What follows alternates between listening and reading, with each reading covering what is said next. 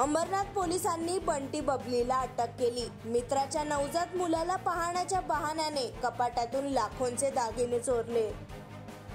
मित्राच्या घरातून लाखो रुपयांचे दागिने चोरल्याप्रकरणी अंबरनाथ पोलिसांनी बंटी आणि बबलीला नाशिक येथून अटक केली आहे। अटक करण्यात आलेल्या बंटी बबलीकडून पोलिसांनी 36,000 रुपये जप्त केले आहेत। न्यायालयाने त्यांना 2 दिवसांची पोलीस कोठडी सुनावली आहे। मिळालेल्या माहितीनुसार रोहिता त्याची पत्नी मोनिका निकम हिच्या सोबत अंबरनाथ पश्चिम नवीन वडवली परिसरातील थरवाणी इमारतीत राहतो। काही दिवसांपूर्वी मोनिकाने मुलाला जन्म दिला होता। रोहितचे मित्र असलेले नाशिक रहिवासी एस कांबळे आणि दीपाली मंजुरे हे मुलाला पाहण्याच्या बहाण्याने अंबरनाथ येथे रोहितच्या घरी आले आणि संधीचा फायदा घेत घरातील कपाटात ठेवलेले 3 लाखांचे दागिने चोरून नेले। याबाबत मोनिकाने अंबरनाथ पोलीस ठाण्यात फिर्याद दिली। तक्रारीच्या आधारे पोलिसांनी तपास सुरू केला। पोलिसांनी नाशिक येथून बंटी व बबलीला अटक करून न्यायालयात हजर केले असता न्यायालयाने दोघांनाही 2 दिवसांची पोलीस कोठडी सुनावली आहे।